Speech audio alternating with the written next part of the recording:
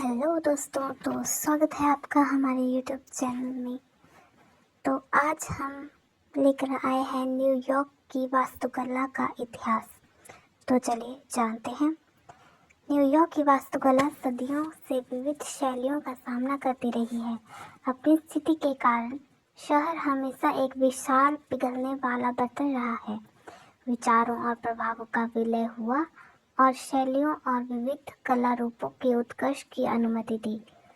पहला प्रभाव ब्रिटिश वास्तुकला से संबंधित था, क्योंकि न्यूयॉर्क शहर ब्रिटिश उपनिवेशों का हिस्सा था।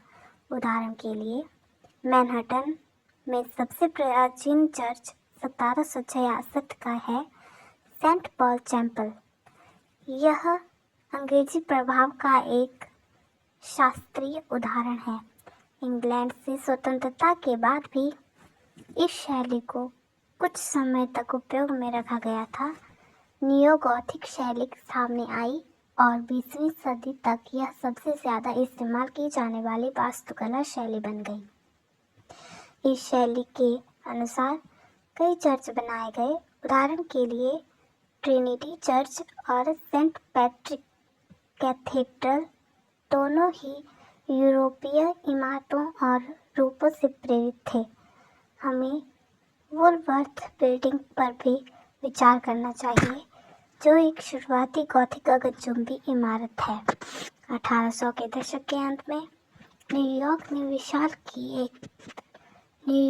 विकास की एक अविश्वसनीय अवधि का अनुभव किया।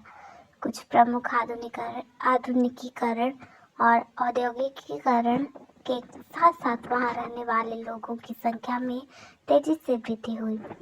औद्योगिक क्रांति ने विकास में मदद की और नए निर्माण सामग्री के उपयोग को बढ़ाया।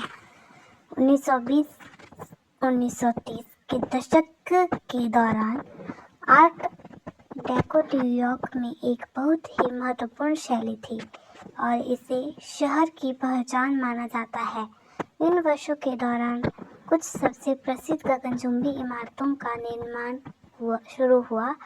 मैनहट्टन में सबसे प्रसिद्ध गगनचुंबी इमारतों में से एक क्रिसलर बिल्डिंग इस अवधि के दौरान बनाई गई थी। लिफ्ट के आविष्कार और शहर की सड़क ग्रिड संरचना की बदौलत गगनचुंबी इमारतों का निर्माण संभव हो सका। न्यूयॉर्क का केंद्र आधुनिकीकरण, औद्योगिकीकरण, पूंजीवाद और भूमि सट्टेबाजी का केंद्र था, जिसने ऊर्ध्वाधर इमारतों के निर्माण को प्रोत्साहित किया। NYC ग्रिड सिस्टम से नियमित होने के कारण नई इमारतों के विकास और निर्माण में मदद करता। कई वास्तुकारों को ऊर्ध्वाधर संरचना पसंद नहीं थी। मैनहट्टन की इमारतों से जुड़े किसी भी मुद्दे से ग्रिड ने बचने के लिए NYC में शानदार वास्तुकला का निर्माण कर को आकार दिया है, मंजूरी दी गई और मदद की है। इस कानून में शहर में हमेशा प्रस्तावों के अलावा की वास्तुकारों सभी सड़कों का पता लगाया गया है। चौड़ाई के संबंध में इमारतें बनाने की आवश्यकता थी।